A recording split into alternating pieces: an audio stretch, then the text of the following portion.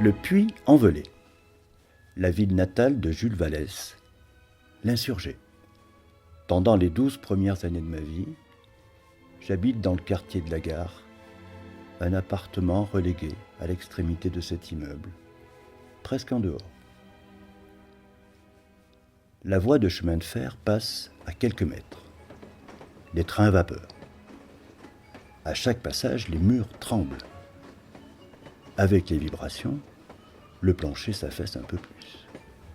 Certains meubles ont des cales de plusieurs centimètres. Pour éviter qu'ils soient couverts de suie, il faut penser à rentrer le linge.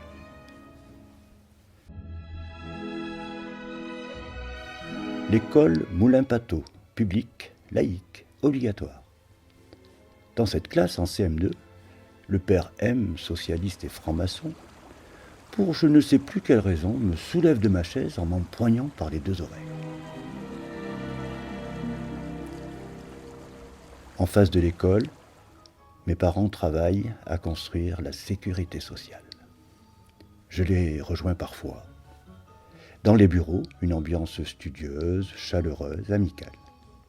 La solidarité comme but, la solidarité comme moyen. Pour entrer de l'école, le chemin passe vers la gare. Est-ce dans cet escalier que je fume ma première cigarette ?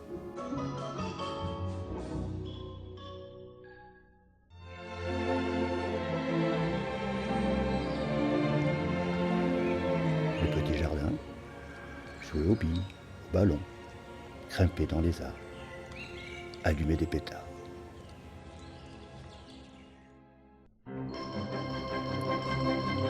Le chemin passe devant l'école Saint-Norbert. Bagarre fréquente entre les élèves de la Cato et ceux de la laïque.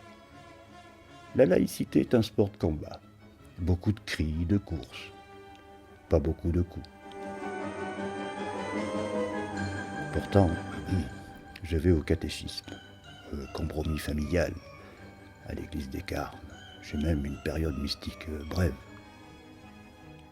Pour entrer de l'église, je passe devant cette ancienne manufacture, le commissariat de police. Ici, à 16 ans, en 1968, premier sitting. Libérez nos camarades. Les quais du Dolaizon, un terrain de jeu. La rue aussi est notre terrain de jeu. Il y a si peu de voitures, on peut même les compter. Assis sur la fontaine, les premiers jours d'août, j'inscris sur un carnet les numéros des départements lus sur les plaques d'immatriculation. Retour rue Lavastre, au numéro 20.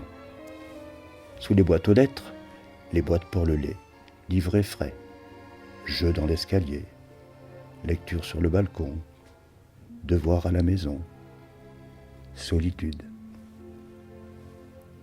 Demain, on retrouvera les copains. Demain, hier.